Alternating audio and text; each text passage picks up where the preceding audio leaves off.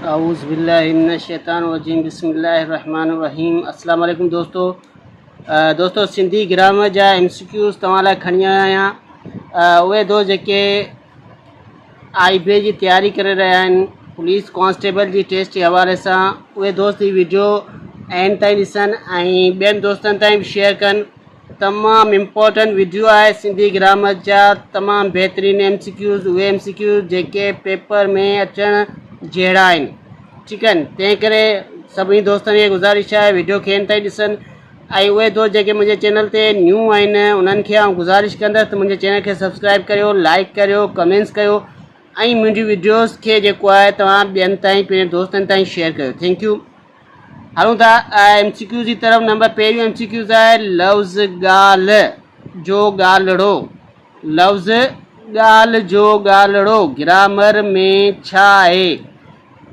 हिन जो टे ऑप्शन ॾिनल आहिनि, ऐं सही ऑप्शन पवंदसि त इहो ग्रामर में आहे इसम तकबीर। हिन खां पोइ नंबर ॿियो MCQ आहे कागज़ ते लिख। हिन जुमिले में कहिड़ी हालत आहे?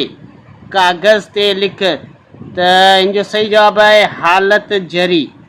हालत जरी इन करे आहे छो जो हिते कागज़ खां पोइ जेको आहे हिते हर्फ़ जर इस्तेमालु थियल आहे। जॾहिं बि जुमिले में हर्फ़ जर इस्तेमालु थियल हुजे त उनखे असां हालत जरी चवंदा आहियूं। ठीकु आहे न। उन खां पोइ आहे अयाज़ सदाईं आबाद हुजो। हिन जुमिले में अयाज़ जी कहिड़ी हालत आहे? त हिन जो सही जवाबु आहे हालत निदा। निदा इन करे आहे, निदा जी माना हूंदी आहे सॾु। जॾहिं असां कंहिंखे सॾु करे चवंदा आहियूं त भाई फलाणा सदाईं आबाद हुजी, त अयाज़ सदाईं आबाद हुजो, त अयाज़ खे असां सॾु पिया करियूं। ऐं हिते अजब जी निशानी ॾिनल आहे त हालत निदा उन में चइबो आहे जेको का सॾु हुजे, ख़ुशी वारे अरमान हुजे, त उनखे असां हालत निदा चवंदा आहियूं। त हिन में अयाज़ जी जेका हालत आहे उहा हालत निदा आहे। हिन खां पोइ नंबर 4 आहे वलर, ॼञ ऐं फ़ौज ग्रामर में छा आहिनि? त इहे आहिनि इसम जमा। वलर यानी पखियुनि जो जेको आहे वलर हूंदो आहे न उनखे चइबो आहे। ॼञ जेका माण्हुनि जी ॼञ हूंदी आहे, फ़ौज, इहे सभु जमा आहिनि, पर इहे सभु इसम आहिनि, तंहिं करे हिनखे इसम जो जमा चइबो। हिन खां पोइ आहे नंबर 5 मेज़ ते किताब आहे। लीक ॾिनल लफ़्ज़ ग्रामर में छा आहे? ते जेको आहे इहो हर्फ़ जर आहे। छा आहे? इहो हर्फ़ जर आहे। त में ते अहिड़ा जेके बि जुमिला हूंदा आहिनि इहे हर्फ़ जर हूंदा आहिनि, त हिनखे असां हर्फ़ जर चवंदासीं।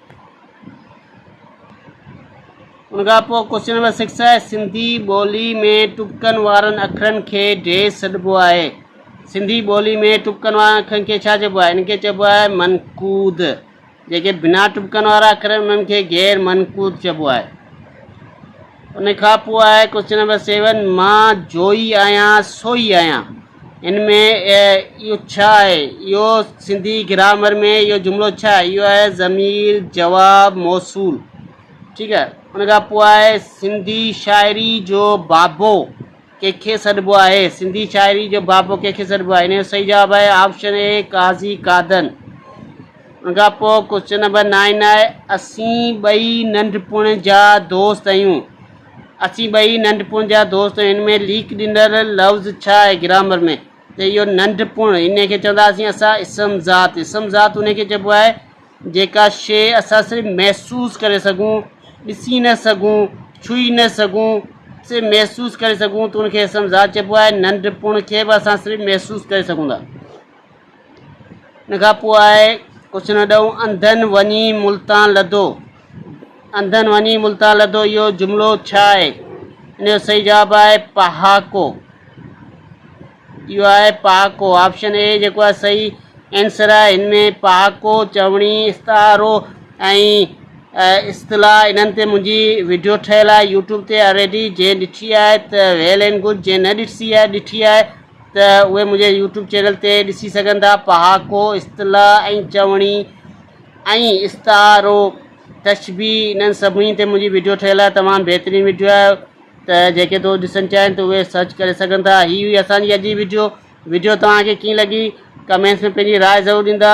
ओके, मिलूं था नेक्स्ट वीडियो में। तेसिताईं अल्लाह हाफ़िज़, दुआउनि में यादि।